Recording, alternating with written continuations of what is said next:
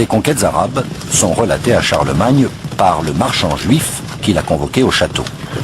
Celui-ci lui raconte ce monde arabe et cet islam dont il ignore presque tout. Au nom de la guerre sainte, les Arabes se sont emparés des 3/4 de l'Empire byzantin et de presque toute la Perse, avec une facilité qui les a eux-mêmes étonnés. Cette explosion les a conduits des déserts d'Arabie jusque vers l'Afghanistan à l'est et jusque vers l'Espagne à l'ouest. Et tout cela en moins d'un siècle. Ils y sont toujours. Les Arabes y ont vu un signe que Dieu, leur Dieu, Allah, était avec eux. Mahomet leur avait annoncé que tout guerrier mort au combat se verrait ouvrir les portes du paradis. Cela a beaucoup compté. Il est vrai surtout que les Arabes avaient l'habitude des razzias et possédaient une cavalerie légère excellente, comme votre Majesté a pu le constater en Espagne. Cette conquête a été extrêmement rapide et peu coûteuse. Le phénomène dépasse Alexandre le Grand.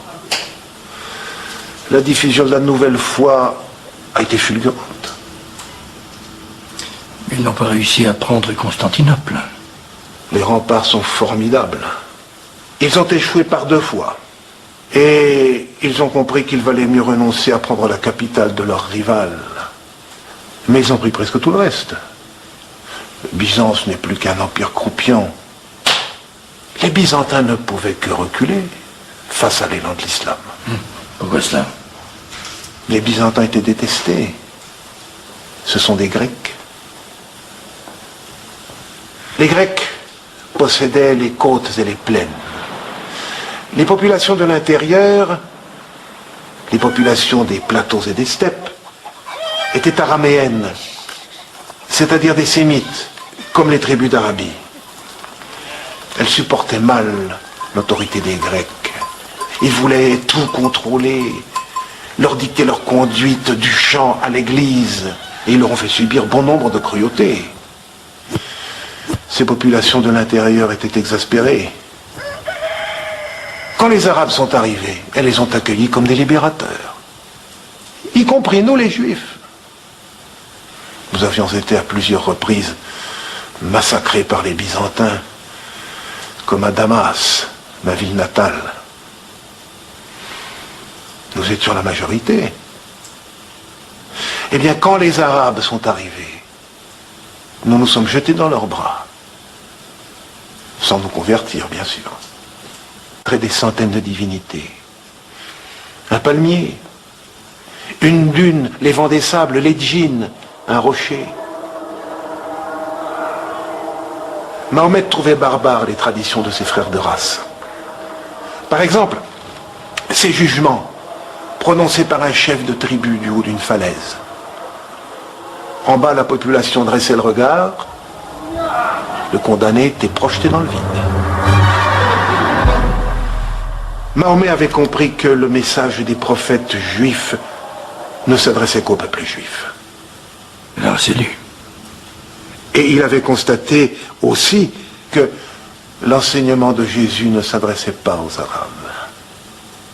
Il estimait que le peuple arabe avait besoin de son propre prophète, à lui. Mahomet avait l'habitude de quitter la Mecque pour se retirer à la montagne, dans une caverne, pour y méditer.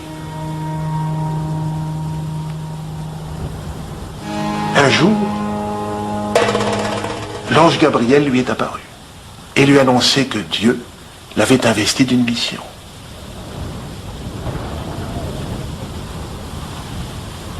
Mais l'ange Gabriel, le même que le nôtre? Le même. Celui qui avait annoncé à la Vierge Marie qu'elle allait enfanter d'un sauveur. Le même. Mahomet s'est beaucoup inspiré des livres saints. L'islam est une branche de la tradition juive et chrétienne. L'ange Gabriel a dicté à Mahomet la loi d'Allah, comme Dieu avait dicté à Moïse ses commandements.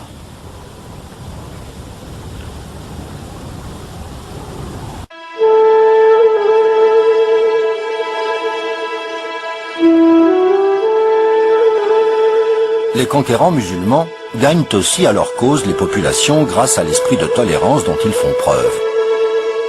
Leur première grande mosquée, celle de la dynastie Omeyyade à Damas, en est une preuve.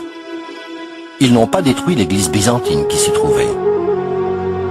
Ils se sont contentés de la transformer en mosquée et de l'agrandir.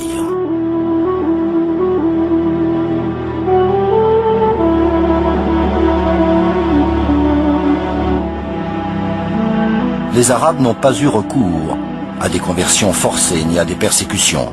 Au contraire, le pouvoir, le califat, a laissé aux chrétiens et aux juifs leur liberté de culte et leur autonomie civile.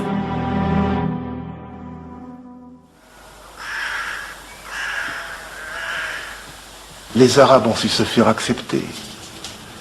Les invasions barbares avaient provoqué un déclin de l'Occident romain. L'invasion arabe, au contraire, a provoqué un essor en Orient.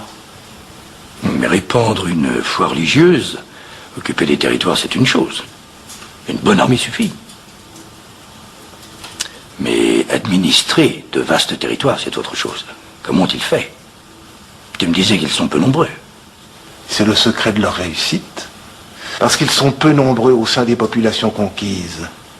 Les Arabes n'ont chassé personne. Ils n'ont rien détruit.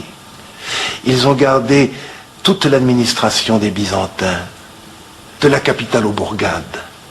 Ce sont les chrétiens qui gèrent leur empire. Leur esprit de tolérance est une nécessité politique. Une seule chose les intéresse vraiment, l'argent, l'or, le tribut. Ce sont les fonctionnaires byzantins qui le ramassent pour eux. Les musulmans ne payent pas l'impôt. Mais ceux qu'ils appellent les infidèles, oui.